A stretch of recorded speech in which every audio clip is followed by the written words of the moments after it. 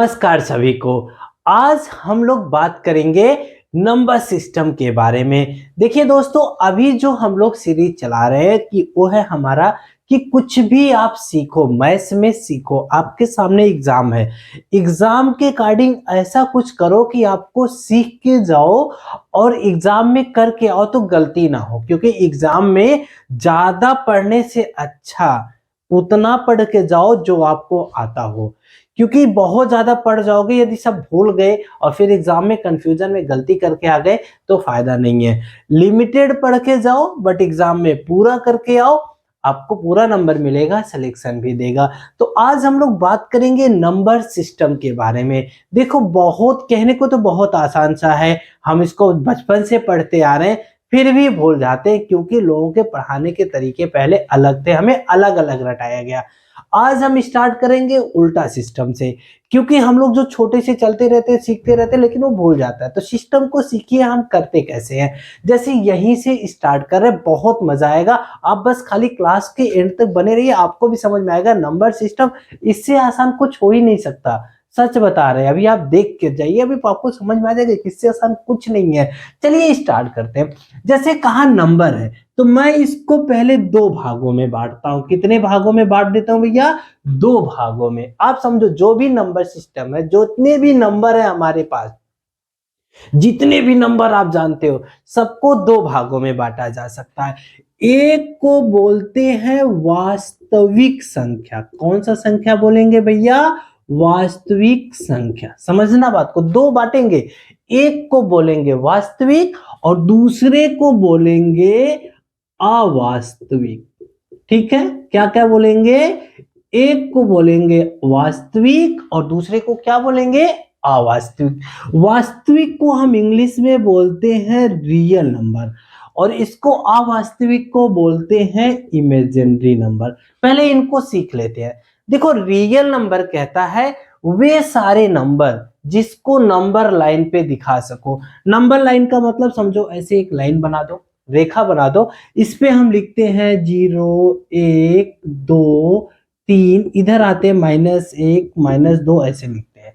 अब इसके बीच में बहुत सारे, मतलब इनफाइनाइट पॉइंट। देखो, जितने पॉइंट होते हैं, जितने बिंदु होते हैं, उतने क्या हो जाएंगे? नंबर हो जाएंगे। तो इसीलिए कभी भी कहा जाए तो संख्या रेखा पे दो नंबर के बीच कितने नंबर लिखे जा सकते हैं? तो भैया इनफाइनाइट। पहली चीज, संख्या रेखा पे दो नंबर के बीच में कितने नंबर बनाए जा सकते हैं? इनफाइनाइट। क्योंकि हर बिंदु पे एक क्या मिलेगा?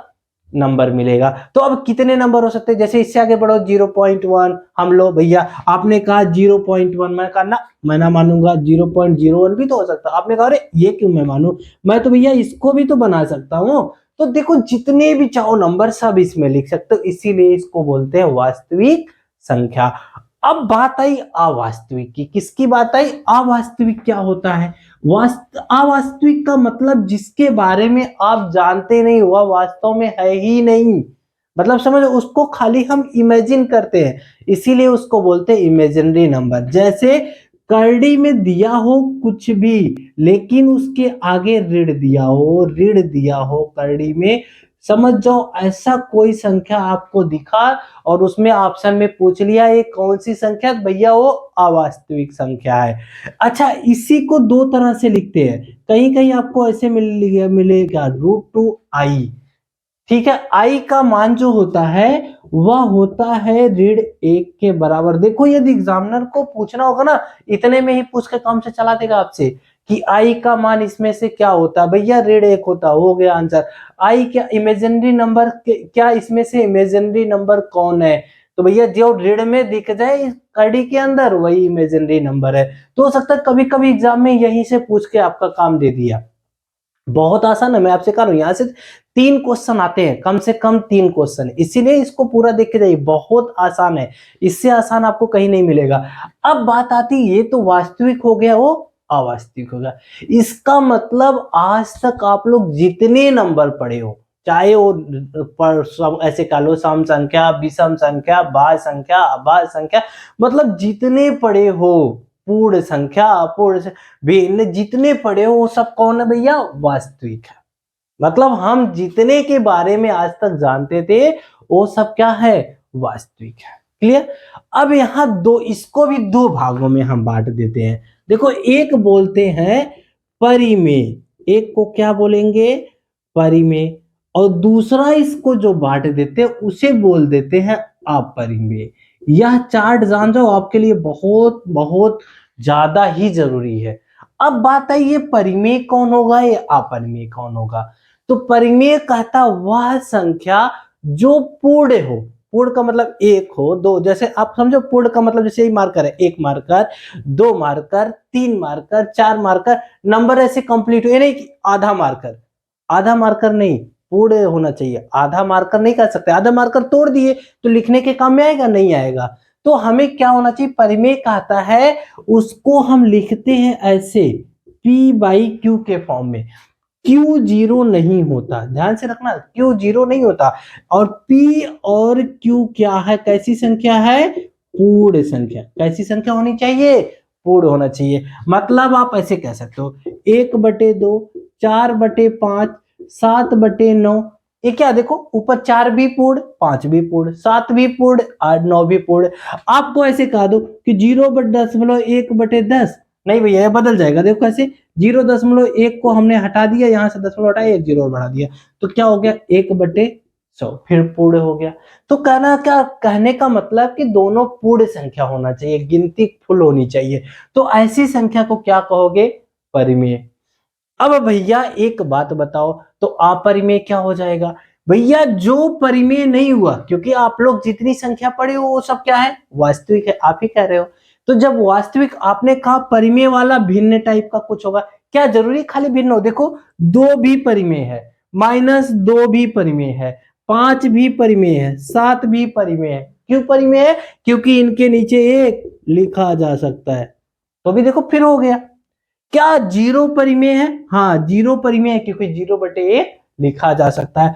क्या 1/0 परिमेय, नहीं भैया ये परिमेय नहीं है, जीरो नहीं होना चाहिए, नीचे नीचे जीरो हो गया तो परिमेय नहीं है। चीजें समझ में आ गया।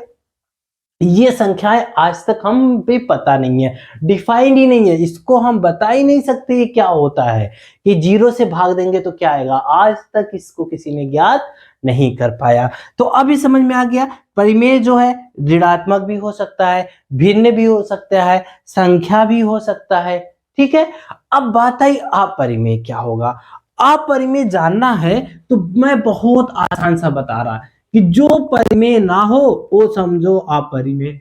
एक लाइन, क्या, जो परिमेय नहीं है वही क्या है, अपरिमेय। जैसे मैं बता रहा हूं, आप इसको सादा सा भाषा में समझो कि जिसको हम कड़ी से बाहर नहीं निकाल सकते, जिसको हम कड़ी से बाहर नहीं निकाल सकते, वो सारी क्या हो जाएंगी, अपरिमेय। तो अब भैया ये सब देखो, क्या कड़ी से बाहर निकलेगा, नहीं निकलेगा। तो कड़ी से बाहर निकलता कौन है, कि कड़ी के अंदर जैसे 4 हो जाए तो 4 को क्या लिख सकते हो, 2 × 2, 2 बार लिख सकते हो ना। तो 2 बार कोई चीजें होता है तो उसमें एक बार कड़ी से बाहर आ जाता है। तो जो 2 बार दिखा वो एक, उसमें से एक ले लोगे बाहर, मान लो ऐसे आ जाए, आप समझो बात को, 36 दिख गया, तो 36 को क्या लिख सकते हो, 6 × 6। तो 6 2 बार दिखा ना, तो 2 बार में से एक बार कहां चला जाएगा, बाहर चला आएगा। तो क्या एक कड़ी में 36 अपरिमेय होगा, नहीं होगा। क्या कड़ी में 4 अपरिमेय होगा, नहीं होगा। ऐसे कहा जाए, क्या 9 कड़ी में 9 है, क्या अपरिमेय होगा, नहीं होगा। क्यों नहीं होगा, क्योंकि इसको भी हम लिख सकते हैं 3 × 3। तो 3 कहां चला आएगा भैया, बाहर चला आएगा।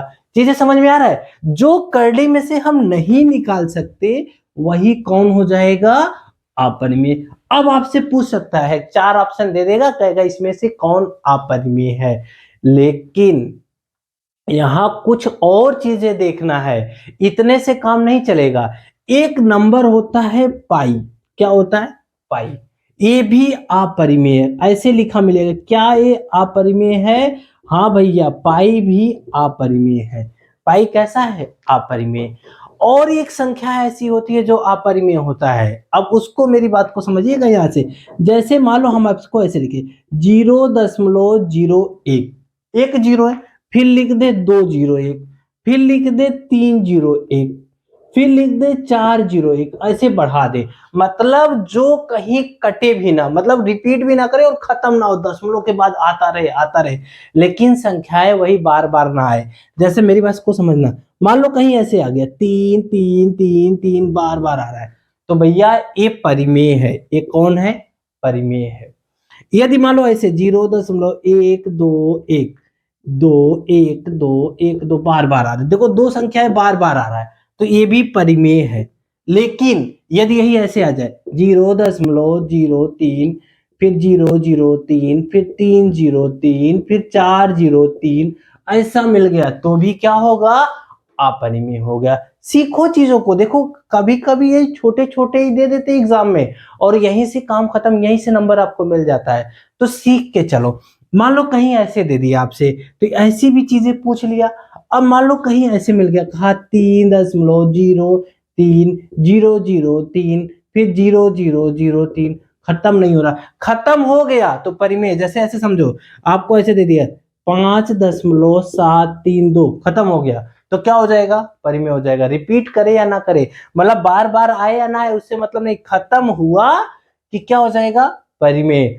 खत्म भी नहीं होना चाहिए और वही संख्या बार बार नहीं मिलना चाहिए। देखो जैसे यहाँ 3 3 3 3 बार बार मिल रहा है, 1 2 1 2 1 2 बार बार मिल रहा था, या ऐसे समझो 0.101, फिर कहो, फिर 0 फिर मिले आपको, फिर यही से रिपीट हो 101, फिर 101, फिर मिले 101, फिर मिले 101।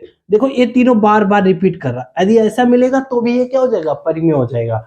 लेकिन यदि ऐसा है जहां से बार बार वही नहीं मिल रहा है, तब क्या हो जाएगा? अपरिमेय हो जाएगा। चीजें समझ में आने लगा होगा, अब आपको गलती नहीं हो रहा होगा, अब समझ गए किसको बोलेंगे वही संख्या बार बार आ रही है, और किसको बोलेंगे वो संख्या बार बार नहीं आ रही है। चीजें समझ में आ गया कि अब परिमेय क्या होता है, अपरिमेय क्या होता है।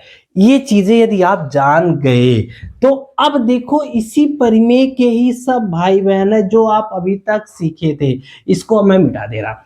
देखो क्या क्या सीखे हो आप अभी तक, वो सब इसी परिमेय संख्या के भाई बहन है। हमने क्या क्या सीखा है? हमने, आप ही कहते हो, हमने सीखा प्राकृतिक संख्या। क्या सीखा? प्राकृतिक संख्या, जिसको इंग्लिश में बोलते हैं नेचुरल नंबर। नेचुरल नंबर बोलते हैं, जिसको आप कहते हो भैया गिनती वाले नंबर, 1 2 3 4, ये सब क्या हो गए? प्राकृतिक। इसके बारे में बताने की कोई जरूरत नहीं है। अब आपसे क्वेश्चन ऐसे पूछ लिया, सबसे छोटी प्राकृतिक संख्या क्या है? तो भैया स्टार्ट कहां से हुआ? 1 से, तो 1 हो गया सबसे छोटी प्राकृतिक संख्या। आपसे पूछ लिया कहीं क्वेश्चन में सबसे बड़ी प्राकृतिक संख्या बताओ, तो क्या बता सकते हो? नहीं, कितना भी लिख लो, उसके आगे भी लिखा जा सकता है, तो सबसे बड़ी प्राकृतिक संख्या नहीं बताई जा सकती। कौन बताया जा सकता है? सबसे छोटा वाला। अब आपको दूसरा कहता है भैया प्राकृतिक के बाद प्राक संख्या, मतलब जिसको बोलते हैं इंग्लिश में होल नंबर। मैं इंग्लिश वाला लिख दे रहा, क्या बोलते हैं? होल नंबर, मतलब संपूर्ण संख्या कह सकते हो आप। पूर्ण संख्या ना कह के यहाँ पे क्या कह सकते हो? होल मतलब संपूर्ण संख्या, संपूर्ण संख्या कह सकते हो। तो इसका मतलब यहाँ पे एक नंबर और जुड़ जाता है, 0 2 3 4, ऐसे जुड़ जाएगा। अब आपसे पूछेगा सबसे छोटी संपूर्ण संख्या क्या है, तो आप क्या कहोगे? भैया सबसे छोटा कौन है? 0 है। सबसे बड़ी संपूर्ण संख्या बताइए, तो भैया हम बता ही नहीं सकते, कितना बड़ा भी लिख लो खत्म ही नहीं होगा। फिर आपसे क्वेश्चन और पूछ सकता है, क्या सभी प्राकृतिक संख्याएं क्या होती हैं? संपूर्ण संख्या होती है? क्या क्वेश्चन पूछ सकता है? क्या सभी प्राकृतिक संख्याएं, सभी प्राकृतिक संख्याएं संपूर्ण संख्या होती हैं? संपूर्ण संख्या होती है? तो हाँ भैया देखो, एक भी है, एक प्राकृतिक है संपूर्ण भी है, 2 प्राकृतिक है संपूर्ण भी है, 3 प्राकृतिक है संपूर्ण है। हाँ, तब ये आप कहोगे हाँ ये सही है। अब उल्टा क्वेश्चन पूछ दे, कभी कभी पलट देता है एग्जामिनर, बहुत दुष्ट होता हो, कभी भी कुछ भी कर सकता है। तो क्या कर दिया, मान लो ऐसे कह दिया, क्या सभी संपूर्ण संख्या, क्या सभी संपूर्ण संख्या प्राकृतिक संख्या होता है? प्राकृतिक संख्या होता है। तो आप क्या कहोगे, क्या सभी संपूर्ण संख्या प्राकृतिक होता है? नहीं। तो कौन सी संख्या वो है जो प्राकृतिक नहीं है? 0, जबकि वो संपूर्ण है। ठीक है, यहां तक तो समझ में आ गया। अब आगे बढ़ते हैं। तीसरा आप लोग कहते हो सम संख्या। कौन सी संख्या? सम संख्या, जिसको इंग्लिश में बोलते हैं इवन नंबर। अब ये सम संख्या क्या होता है? वह संख्या जो 2 से कट जाए। तो 2 से कौन कटेगा? 2, 4, 6, 8, ये सब 2 से कट जाएंगे। तो ये संख्याएं क्या हो जाएंगी? सम संख्या। लेकिन 0 को भी सम संख्या में रखा गया है, क्योंकि 0 को किसी से भी भाग दो तो कट जाता है। अब लेकिन और आ जाओ आगे, तो आगे आते हैं। तो हम आगे बढ़ जाए तो आया विषम संख्या। कौन सी संख्या? विषम संख्या। क्या विषम संख्या को बोलते हैं इंग्लिश में ऑड नंबर। वह संख्या जो 2 से ना कटे। तो भैया इसके बाद एक एक छोड़ के बच गया, 1, 3, 5, 7, 9, ऐसे बढ़ते जाओ एक एक छोड़ के। तो अब आपसे ऐसे पूछ लेगा सबसे छोटी विषम संख्या बताइए, 1 हो जाएगा। सबसे छोटी सम संख्या 0 हो जाएगा। चीजें समझ में आ रहा है? देखो बहुत आसानी से हम इसको सीख रहे हैं, तो आसानी से आप आगे बढ़ते चले जाओगे। अब इसके बाद आता है भाज्य संख्या और अभाज्य संख्या। ये क्या होता है? भाज्य संख्या और अभाज्य संख्या, चीजों को देखना ध्यान से जरा। भाज्य संख्या, भाज्य संख्या को बोलते हैं का नाम है, जिसको बोलेंगे हम कंपोजिट नंबर। इंग्लिश में क्या बोलेंगे? Composite number. अब बात आई भाज्य संख्या क्या होती है? वह संख्या जो 2 संख्या से कट जाए। कितनी संख्या से कटे? 2 संख्या से। कम से कम 2 संख्या से कटे। भाज्य संख्या कितने से कटे? 2। जैसे 6 ले लो, 2 से भी कट गया, 3 से भी कट गया। 4 ले लो, 2 से 2 बार कट गया। ठीक है, आप ऐसे ले लो, 9 ले लो, 3 से भी 2 बार कट गया। आप ऐसे ले लो, 12 ले लो, 2 से भी कटा, 3 से भी कटा, 4 से भी कटा, 5, मतलब जिस जो क्या हो 2 या 2 से ज्यादा संख्या से कटे, कम से कम 2 संख्या से कटे, तो वह क्या हो जाएगा? भाज्य हो जाएगा। ठीक है, अब बात आई अभाज्य की। कौन आ जाए भैया? अभाज्य संख्या। तो अभाज्य संख्या कहता है जिसको इंग्लिश में बोलते हैं प्राइम नंबर। कौन सा नंबर बोलेंगे? Prime number. यह बोलता हम क्या करें? वह संख्या जो सिर्फ खुद से कटे, बस, या तो 1 से कटे। तो जैसे देखो खुद से कटे या तो 1, प्राइम नंबर को क्या होगा? खुद से कटे, खुद से कटे या तो 1 से कटे, या तो किससे कटे? 1 से। तो भैया कौन सी संख्या खुद से कटेगी और 1 से कटेगी? देखो 2 ले लो, 1 से भी कट रहा है, 2 से भी कट रहा है। 3 ले लो, 1 से भी कट रहा है, 2 से भी कट रहा है। 5 ले लो, 1 से भी कट रहा है, 5 से भी कट रहा है। 7 ले लो, 1 से भी कट रहा है, 7 से भी कट रहा है। तो क्या अभाज्य संख्या होगा? आपसे क्वेश्चन पूछ सकता है, क्या एक अभाज्य संख्या होगा? नहीं होगा। एक अभाज्य संख्या क्यों नहीं होगा भैया? क्योंकि एक ऐसी संख्या है जो सिर्फ खुद से कटता है, उसके 2 नहीं है। कारण क्या एक अभाज्य संख्या है? आगे क्वेश्चन पूछ सकता है, क्या एक अभाज्य संख्या है? तो भैया उत्तर हो जाएगा नहीं है। क्यों नहीं है? क्योंकि एक सिर्फ 1 से कट रहा है, और हमें अभाज्य के लिए कितना चाहिए? खुद से भी कटे और 1 से 2 होनी चाहिए। तो अब आपका क्वेश्चन बनता है कि सबसे छोटी अभाज्य संख्या क्या होगा? अभाज्य संख्या, तो भैया सबसे छोटी अभाज्य संख्या कौन हो जाएगी? 2 हो जाएगा। अब एक क्वेश्चन और आपसे पूछ सकता है कि सबसे छोटी सम अभाज्य संख्या बताइए। तो एक ही है ये, 2 ही छोटी भी है और 2 ही सबसे, एक ही एक संख्या ऐसा है जो अभाज्य है और सम भी है। कौन है? 2 है। चीजें समझ में आ रहा है? बहुत आसान है। अब देखो हम लोग इतनी संख्याओं के बारे में बात कर लिया, यहां तक तो सब करते हैं। अब हम दो और संख्या की बात करेंगे, वो बहुत ज्यादा इंपॉर्टेंट है लेकिन लोग उसके बारे में बात नहीं करते, इसीलिए वहां पे दिक्कत आती है आपको जब आप कोई एग्जाम देते हो। देखिए अभी हम लोगों को दो और संख्याओं के बारे में बात करना है, वह बहुत ज्यादा इंपॉर्टेंट है, जिसको पहला है सह आभाज्य। कौन सी संख्या? सह आभाज्य।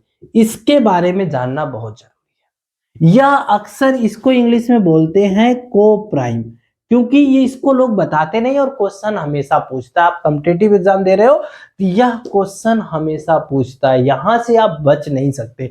जैसे ऐसे दे देगा, मान लो 2 दे दिया 3 दे दिया, दोनों अभाज्य है।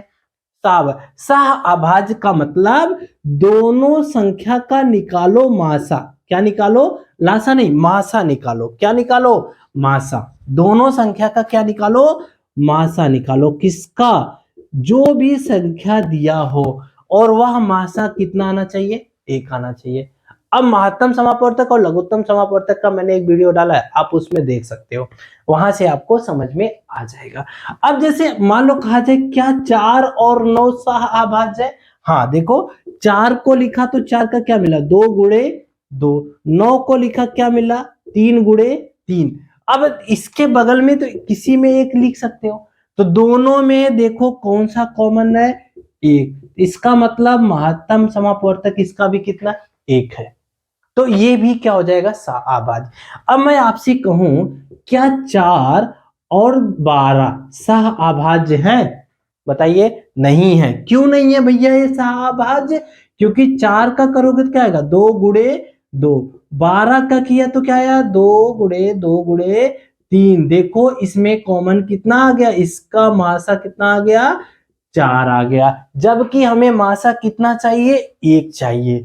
यदि महत्तम समापवर्तक 1 आता है तो उसको क्या बोलेंगे? सहअभाज्य। क्या बोलेंगे? सहअभाज्य। तो मतलब आपको दोनों संख्याओं का मासा निकालना आना चाहिए। यदि दोनों संख्याओं का मासा निकालना आ रहा है तो इसका मतलब वो संख्याएं क्या है? सहअभाज्य है। चीजें समझ में आ रहा है? बहुत आसान है। देखो ये भी कभी कभी आपसे पूछ लेता है। अगली बात करते हैं। अगली जो संख्या है वो है, उसको बोलते हैं इंग्लिश में ट्विन प्राइम। क्या प्राइम? कौन सा? देखो अभी मैं हिंदी में भी देखता हूं, इसको बोलते हैं ट्विन प्राइम। कौन सी संख्या? Twin prime. तो अब इसमें कहता है इसका मासा 2 होना चाहिए। मासा कितना होना चाहिए? 2 होना चाहिए। जैसे आपको मान लो ऐसे दे दिया, 4 दे दिया और क्या दे दिया? 6 दे दिया। तो देखो 4 का मासा निकालो, 2 गुणे 2। 6 का मासा निकालो, क्या आएगा? 2 गुणे 3। गुणनखंड निकालो, इसका मासा देखो 2 आ गया। तो कितना आ गया? 2। ऐसे देख लो और भी देख सकते हो।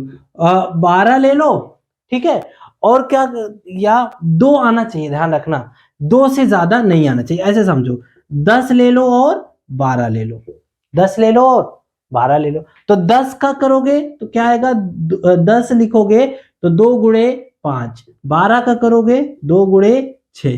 तो देखो 2 कॉमन आ जाएगा। तो 10 और 12 भी क्या हो जाएगा? Twin prime. और 4 और 6 भी क्या हो जाएगा?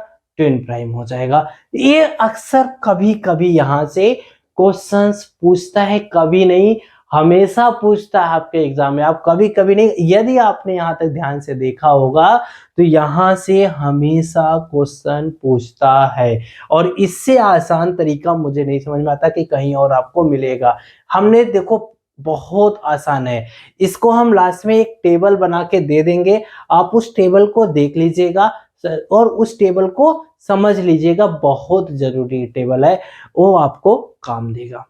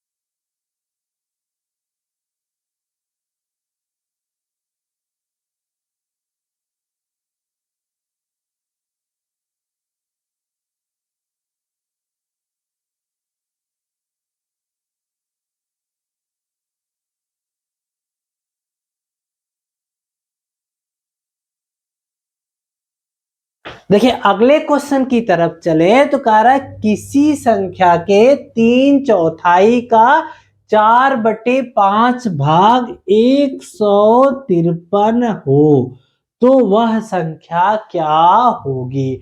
तो उस संख्या को हमने बॉक्स मान लिया, तो बॉक्स में रख दिया, वह संख्या पता चलेगी। अब यही बॉक्स आपको निकालना है। तो का मतलब गुणा, ऐसे लिख दिया 4/5, इधर लिख दिया 153। देखो भैया 4 से 4 खत्म हो गया।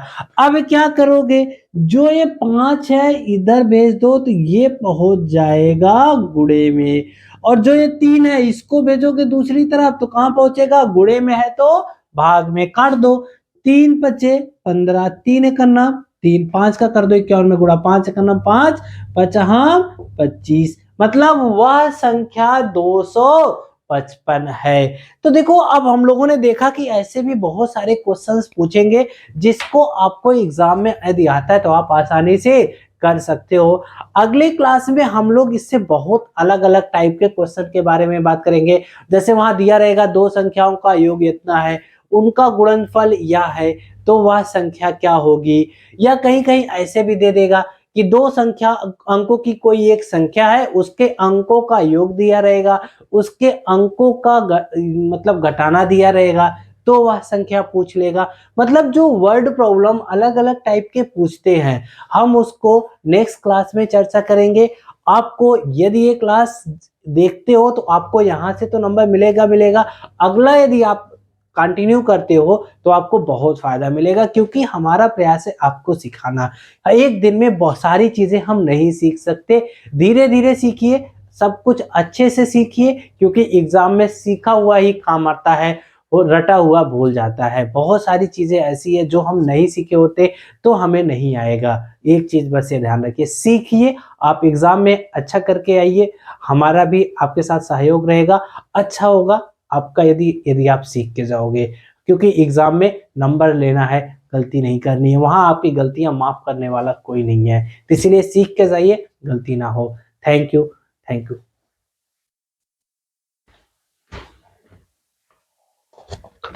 अब इसको